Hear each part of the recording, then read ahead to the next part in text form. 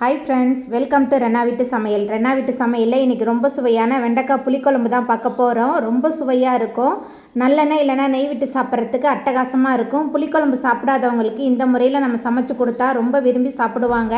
அந்த சுவையான வெண்டைக்காய் புளிக்குழம்பு எப்படி செய்கிறதுன்னு வாங்க பார்த்துடலாம்.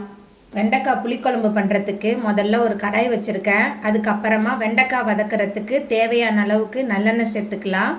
நல்லெண்ணெயில் சமைச்சாதான் ரொம்ப சுவையாக இருக்கும். நல்லெண்ணெய் நல்லா சூடாயிட்டு அதுக்கப்புறமா நம்ம நறுக்கி வச்சுருக்கிற வெண்டைக்காய் சேர்த்துக்கலாம். 1/4 கிலோ அளவுக்கு நான் வெண்டைக்காய் எடுத்துருக்கேன். இந்த முறையில் செஞ்சு பாருங்கள், ரொம்ப சூப்பராக இருக்கும்.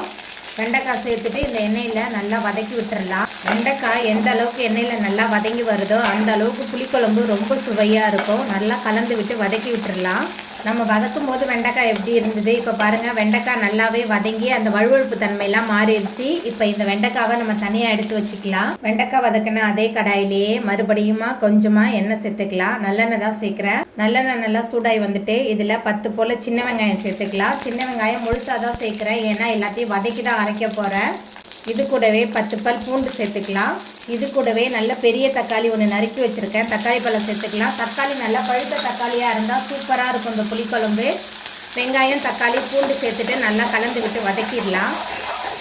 மசாலா, வெங்காயம், தக்காளி எல்லாமே நம்ம வதக்கி சேர்த்துருக்கனால இது ஒரு மீன் குழம்பு டேஸ்ட்டில் ரொம்ப சூப்பராக இருக்கும் இந்த புளிக்குழம்பு சாப்பிட்றதுக்கு.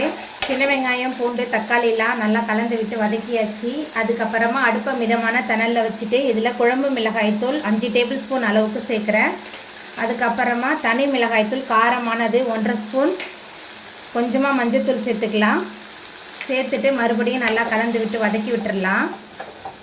மசாலாலாம் சேர்த்துட்டு நல்லா கலந்து விட்டு வதக்கியாச்சு. அதுக்கப்புறமா 1/4 மூடி தேங்காய் சேர்த்துக்கலாம். தேங்காய் சேர்த்துட்டு மறுபடியும் நல்லா கலந்து விட்டு வதக்கி விட்டுடலாம். மசாலா, தேங்காய் கலவையெல்லாம் சேர்த்துட்டு நல்லா கலந்தாச்சு. இப்போ அடுப்பு ஆஃப் பண்ணிவிட்டு நல்லா ஆற வச்சிடலாம். ஆறினதுக்கப்புறம் மிக்சியில் கொஞ்சமாக தண்ணி விட்டு நல்லா விழுத அரைச்சி எடுத்துகிட்டு வந்துடலாம். வெண்டைக்காய் புளிக்குழம்பு தாளிக்கிறதுக்கு அடுப்பில் கடாய் வச்சுருக்கேன். அதுக்கப்புறமா தாளிக்க தேவையான அளவுக்கு நல்லெண்ணெய் சேர்த்துக்கலாம். நல்லெண்ணெயில் செஞ்சால் தான் ரொம்ப சுவையாக இருக்கும். எண்ணெய் கொஞ்சம் தாராளமாக சேர்த்துக்கலாம். எண்ணெய் சூடாயிட்டு இதில் 1 டேபிள் ஸ்பூன் அளவுக்கு வெந்தயம் சேர்த்துக்கலாம். வெந்தயம் நல்லா பொரிய ஆரம்பிச்சிருச்சு. அதுக்கப்புறமா கடுகு சேர்த்துக்கலாம். கடுகு, வெந்தயம் ரெண்டுமே நல்லா பொரிஞ்சு வந்துடுச்சு. அதுக்கப்புறமா நம்ம மிக்சியில் சேர்த்து அரைச்சிய விழுது சேர்த்துக்கலாம். அதுக்கப்புறமா இந்த புளிக்குழம்புக்கு தேவையான அளவுக்கு கல்லுப்பு சேர்த்துக்கலாம். கொஞ்சமாக புளி தண்ணி சேர்த்துக்கலாம்.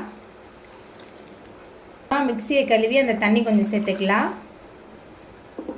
சேர்த்துட்டு நல்லா கலந்து விட்டுடலாம். புளி தண்ணி எல்லாத்தையும் சேர்த்துட்டு நல்லா கலந்தாச்சு. அதுக்கப்புறமா ஒரு மூடி போட்டு வச்சிடலாம். எல்லாமே சேர்ந்து நல்லா கொதிச்சு வரட்டும். குழம்பு நல்லா கொதிக்க ஆரம்பிச்சிருச்சு. அதுக்கப்புறமா நம்ம வதக்கி வச்சுருந்த வெண்டைக்காய் கலவை அதில் சேர்த்துடலாம். இந்த ஸ்டேஜில் சேர்க்கணும், அப்போ தான் உப்பு, காரம் எல்லாமே சரியாக இறங்கியிருக்கும். வெண்டைக்காய் கலவை சேர்த்தாச்சு. அதுக்கப்புறமா 1/2 ஸ்பூன் அளவுக்கு நாட்டு சர்க்கரை சேர்த்துக்கலாம். மேலால் கொஞ்சமாக கருவேப்பிலை சேர்த்துட்டு நல்லா கலந்து விட்டுட்டு ஒரு மூடி போட்டு வச்சிடலாம். எல்லாமே சேர்ந்து நல்லா கொதிச்சு வரட்டும்.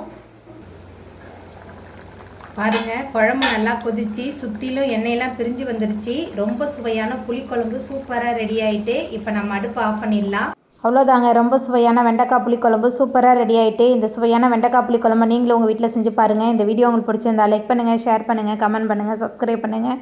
அப்படியே பக்கத்தில் உள்ள பெல் பட்டனை கிளிக் பண்ணிடுங்க. நன்றி.